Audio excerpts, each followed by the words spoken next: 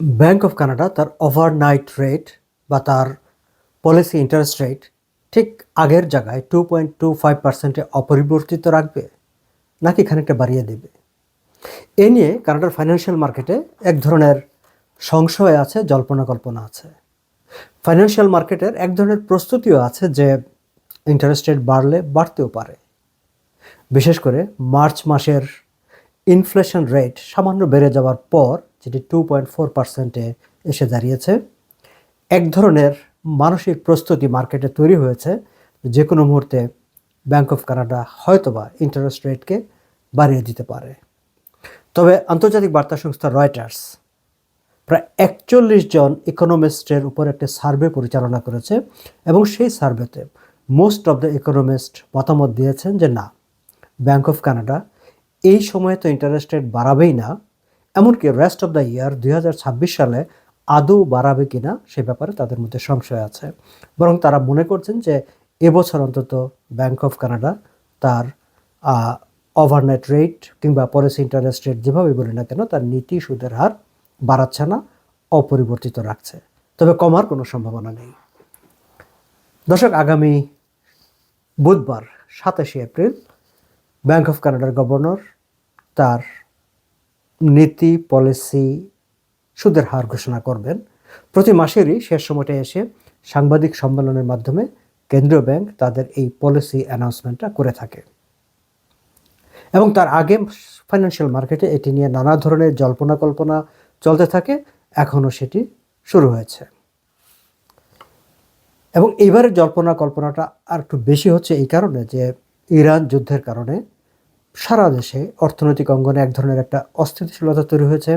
জ্বালানি তেলের মূল্য বৃদ্ধি অর্থনীতিকে প্রচণ্ড রকম চাপের মধ্যে ফেলে দিয়েছে এবং জিনিসপত্রের দাম বাড়তে শুরু করেছে, যেই কারণে মার্চ মাসের ইনফ্লেশন রেটটা 2.4%-এ উঠেছে, যেখানে একটা মেজর কন্ট্রিবিউশন ছিল আসলে জ্বালানি তেলের। তবে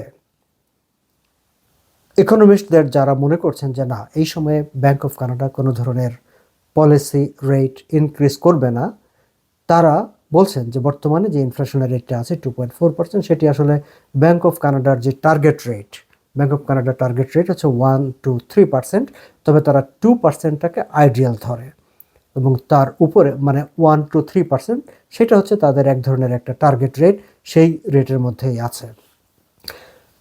গত সপ্তাহে ব্যাংক অফ কানাডার গভর্নর বলেছিলেন যে শর্ট টার্ম ইনফ্লেশন যদি বেড়েও যায় তবে সেটি নিয়ে ব্যাংক অফ কানাডা মোটেও উদ্বিগ্ন হবে না বা অস্থির হবে না, কারণ তাদের নজরটা থাকবে হচ্ছে সামগ্রিকভাবে ফাইন্যান্সিয়াল মানে ইকোনমির যে ফান্ডামেন্টালস, সেই ফান্ডামেন্টালসের দিকে।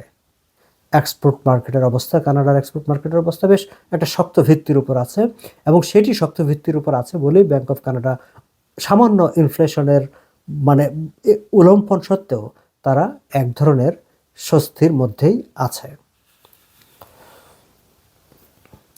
রয়টার্স প্রায় 41 জন ইকোনমিস্টের যে উপর যে সার্ভে পরিচালনা করেছেন তাদের প্রায় সিংহভাগ মানে ইন্টারেস্ট রেটটা অপরিবর্তিত থাকবে সেরকম একটা মতামত দিয়ে তারা বলেছেন যে কোর ইনফ্লেশন কানাডার মানে হেডলাইন ইনফ্লেশনটা 2.4%-এ উঠেছে, that is true, but the core inflation সেইটা এখনও সফটেন আছে, খুবই মানে অনেকটা নরম আছে।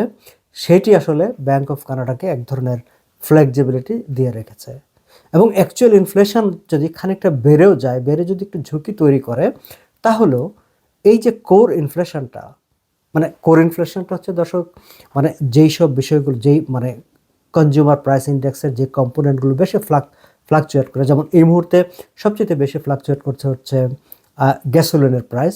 সো গ্যাসোলিনের প্রাইস, ফুড প্রাইস, বেসিক্যালি এগুলো খুব বেশি জাম্প আপ করে। এগুলোকে বাদ দিয়ে অন্য আদার যে প্রোডাক্টগুলো আছে সেই প্রোডাক্টগুলোর প্রাইস রেঞ্জ একটা লং টার্মে কতটা বাড়লো, কতটা কমলো, কতটা ফ্লাকচুয়েট করলো, সেইটাকে হিসাব করে তারা যে একটা ইনফ্লেশন ক্যালকুলেট করে সেটা হচ্ছে কোর ইনফ্লেশন। ফলে কোর ইনফ্লেশনটাই আসলে ব্যাংক অফ কানাডার মূল ভিত্তি, কারণ আসলে ভেতরের জায়গাটায় মূল ফান্ডামেন্টাল জায়গাটা ইনফ্লেশনটা কোথায় আছে। সো কোর ইনফ্লেশনটা যেহেতু একটা সফটওয়্যার আছে, সেই কারণে তারা মনে করছে যে দ্যাট ইজ ওকে, এটা নিয়ে খুব বেশি উদ্বিগ্ন হবার কোনো কারণ নেই। তবে যে সার্ভে ইনফ্লেশনের উপর যে সার্ভে পরিচালিত হয়েছে সেখানে মানে চলতি প্রান্তিক প্লাস আগামী প্রান্তিক এই সময়টাতে 2.9, 2.7, 2.5% এর মধ্যেই ইনফ্লেশনটা থাকবে বলে ধারণা করা হচ্ছে। তবে সামগ্রিকভাবে ইকোনমিতেও খানিকটা চাপ যে নেই তা না। জিডিপি 2026-এ ফোরকাস্ট করা হয়েছে যে জিডিপির গ্রোথটা হবে 1.2%, যেটা 2025-এ 1.7% ছিল। অর্থাৎ গত বছরের তুলনায় এবার গ্রোথটা সামান্য কমে যাচ্ছে। এখন উইকার গ্রোথ আবার হায়ার ইনফ্লেশন, এই যে কম্বিনেশনটা, সেটা হচ্ছে খুবই ডেঞ্জারাস একটা জিনিস, খুবই উদ্বেগের একটা বিষয়, কারণ সেটি অর্থনীতিতে বেশ ঝুঁকি তৈরি করে। কিন্তু তা সত্ত্বেও এই যে গ্রোথ 2025-এর তুলনায় 2026-এ একটু কমে আসলো বা কমে আসার একটা ফোরকাস্ট করা হচ্ছে, আবার ইনফ্লেশনটাও সামান্য বেড়ে যাওয়ার ফোরকাস্ট করা হচ্ছে। এই যে মানে কম্বিনেশনটা, এটা নিয়েও কিন্তু ব্যাংক অফ কানাডা খুব বেশি উদ্বিগ্ন হচ্ছে না, বা ইকোনমিস্টরাও খুব বেশি উদ্বিগ্ন হচ্ছেন না, কারণ তারা মনে করছেন যে সামগ্রিকভাবে কানাডার অর্থনীতির যে বেসটা যে জায়গায় আছে, সেই বেসটা আসলে সেই অর্থে কানাডাকে খুব একটা ঝুঁকির দিকে ঠেলে দিবে না। ফলে ইরানের যে যুদ্ধটা চলছে, সেই যুদ্ধটার দিকে তাদের নজর আছে। নজর থাকা সত্ত্বেও ঠিক এই মুহূর্তে ইন্টারেস্ট রেট নিয়ে খুব বেশি ব্যাংক অফ কানাডা উদ্বিগ্ন হচ্ছেন না। তবে এই যুদ্ধটা যদি দীর্ঘমেয়াদের হয়ে যায়, এই অস্থিরতার যদি দীর্ঘমেয়াদের হয়, তখন হয়তো তাদেরকে নতুন করে ভাবতে হবে, নতুন করে বিচার বিশ্লেষণ করতে হবে। তবে এখন পর্যন্ত ইকোনমিস্টদের যেই ব্যাখ্যা বা বিশ্লেষণ, তাদের যে ফোরকাস্ট, সেই ফোরকাস্ট বলছে যে বুধবার 27শে এপ্রিল ব্যাংক অফ কানাডার যে অ্যানাউন্সমেন্টটা আসছে, সেই অ্যানাউন্সমেন্টে ইন্টারেস্ট রেট অপরিবর্তিত থাকছে। এমনকি রেস্ট অফ দ্য ইয়ার 2026-এও ইন্টারেস্ট রেটের এই 2.25% থেকে হেরফের হওয়ার কোনো সম্ভাবনা এখন পর্যন্ত ইকোনমিস্টরা দেখছেন না।